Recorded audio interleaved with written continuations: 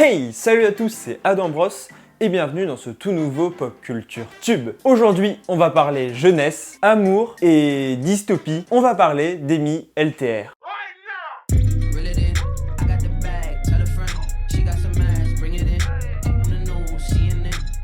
Bon, clairement, Amy LTR est probablement la youtubeuse qui est revenue le plus souvent lorsque je vous demandais des recommandations de youtubeurs ou de youtubeuses à analyser. Et c'est vrai que je m'étais jamais plus penché que ça sur sa chaîne YouTube, que je connaissais un peu de loin. Je savais qu'elle avait fait des featuring avec Pierre Cross, etc.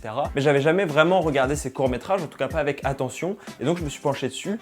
Et vu que maintenant j'ai traité la recommandation numéro 1, je vous demande de mettre en commentaire un youtubeur ou une youtubeuse que vous trouverez intéressant ou intéressante à analyser et pourquoi. Bon, et puisque comme je vous l'ai dit, je connais pas plus que ça Amy LTR, je l'ai découverte il y a très peu de temps, on va revenir de manière très succincte sur son évolution pour se concentrer sur vraiment son dernier court-métrage que j'ai pris le temps de bien regarder et d'analyser, Sudéris. Amy LTR est donc sur YouTube depuis 4 ans, en tout cas sur sa chaîne YouTube, et a commencé avec des tutos make-up. Il n'était alors pas vraiment question de beauté, mais plutôt de tutos pour des cosplays, des déguisements, etc. Et donc on voyait déjà une fibre artistique ressortir de sa chaîne. Elle se met petit à petit à faire des petits sketchs qui deviendront des courts-métrages et qui se professionnaliseront au cours du temps. Ses réalisations deviennent même produites et soutenues par le CNC, comme c'est le cas pour la dernière. Le CNC, c'est le Centre National du Cinéma, qui aide donc aux productions cinématographiques françaises. En tendance quasiment à chaque fois et cumulant des millions de vues, les courts-métrages d'Amy sont probablement le contenu de fiction qui fonctionne le mieux sur le YouTube français actuellement. Mais alors, comment expliquer cet engouement ? Quels sont les mécanismes et quelle analyse on peut faire du contenu proposé par Amy ? C'est ce que je vous propose à travers son dernier court-métrage, Sudéris. Pour rappel, Sudéris, qui est un anagramme parfait de résidu, je sais pas si c'est un hasard ou pas, nous plonge dans une société dystopique où le monde est séparé en deux par un mur entre les riches et les pauvres. De plus, dans cette société dystopique, toutes les naissances sont contrôlées et les géniteurs et les génitrices semblent être choisis en fonction de certaines facultés. Bon, et dès le synopsis, on peut voir beaucoup de références. De Brasil à V pour Vendetta, en passant par Bienvenue à Gattaca, Divergente ou même encore Elysium. Bref, les références ne manquent pas. Et c'est pas la première fois sur sa chaîne, on peut voir très clairement une grosse inspiration de Her pour son court-métrage Perfect Love. Et on remarque par la même occasion que la dystopie semble être vraiment un sujet de prédilection pour Amy LTR, car elle fait à côté aussi de la musique, dont je ne vais pas trop parler, je me suis pas trop penché dessus parce que je voulais me pencher sur l'aspect court-métrage, mais de la musique qui semble un peu aussi liée à cette dystopie. Bref, ce que je voulais traiter avec vous, c'est la manière dont on retrouve très souvent le thème de l'amour au sein des dystopies, comme on a pu le voir avec l'exemple de Perfect Love que j'ai cité juste avant, mais aussi avec Sudéris. Je me suis alors demandé pourquoi, et je pense avoir trouvé la réponse, et qui est plutôt bien illustrée dans le court-métrage. Un point commun à toutes les dystopies, c'est qu'elles font entrer l'humain dans un processus d'aliénation et le privent de ses libertés fondamentales. Dans Sudéris, on voit la séparation entre les riches et les pauvres, qui est symbolisée par un mur, faisant sûrement référence à Donald Trump, entre autres. Mais le pouvoir ne contrôle pas uniquement les hommes dans la société, à travers donc ce mur, mais va même jusqu'à s'immiscer dans leur vie privée, puisqu'en effet, il a aussi le contrôle des naissances comme on le comprend. Le monde de Sudéris est alors neutre, froid et se doit d'être pur, comme on le voit dans les plans ou les décors, mais on y reviendra dans l'analyse de séquences. A contrario, l'amour entre le personnage d'Amy et de Darko est lui passionnel. En plus de représenter le lien entre le monde des pauvres et des riches, il représente selon moi avant tout l'anarchie.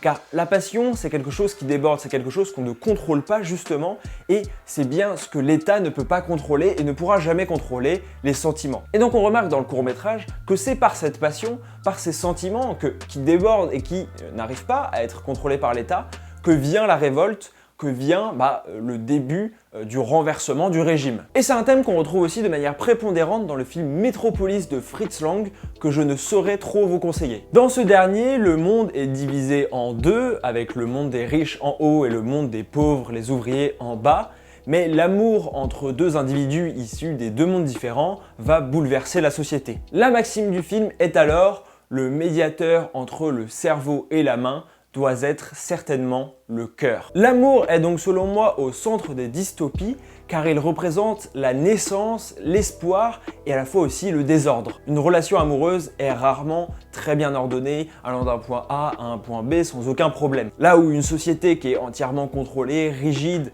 ne peut se permettre d'avoir des parcours comme ça pour les individus.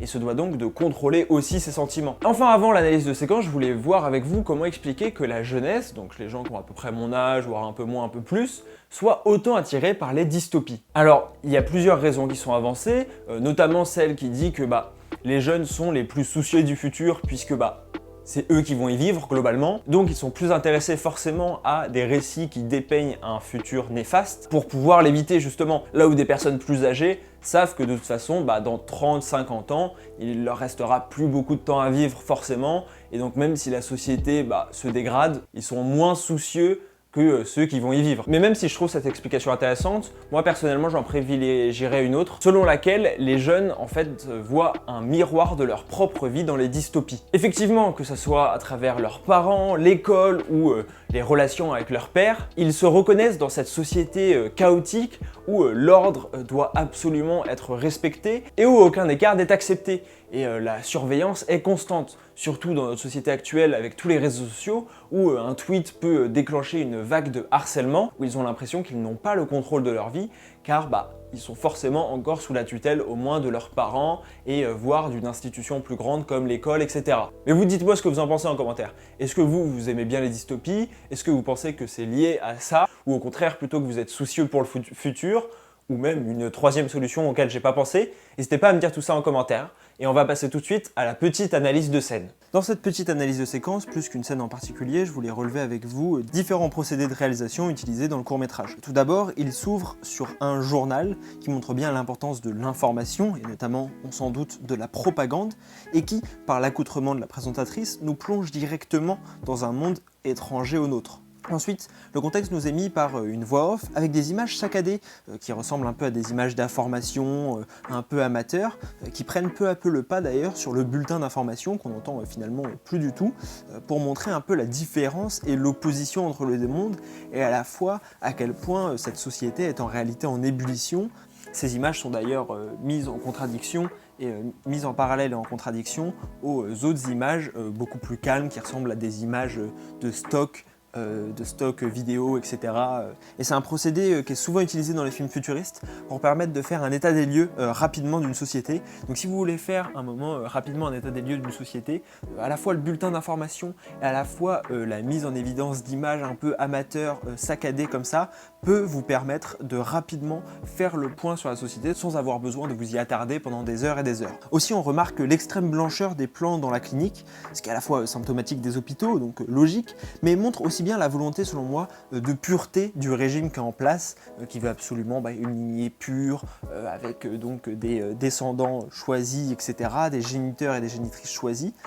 Et enfin, je trouvais intéressant de les mettre en parallèle avec les scènes, même globales dans le court-métrage, mais encore plus les scènes où ils sont supposés procréer un nouveau descendant au fils du président du régime en place et qui sont des plans très plats où il ne se passe pas grand chose, où vraiment la caméra ne bouge pas, semble un peu de loin, inactive, en comparaison avec les plans justement d'amour entre les deux personnages principaux, où là on a des plans de beaucoup plus près, dans le noir, dans la pénombre, beaucoup de plans qui montrent bien à la fois l'anarchie de l'amour et à quel point l'amour vient bousculer l'ordre de la société, qui l'ordre est symbolisé par des plans assez classiques. N'hésitez pas à lâcher un énorme pouce bleu si cette vidéo vous a plu et à vous abonner en mettant la cloche, c'est très important. Je fais des lives toutes les semaines, donc si vous mettez pas la cloche, vous les raterez. Honnêtement, on s'amuse bien en live, donc n'hésitez pas à venir. Merci à tous d'être restés jusqu'à la fin de cette vidéo. On se retrouve donc mardi et jeudi pour mon live anniversaire. On se retrouve donc dimanche prochain à 15 h.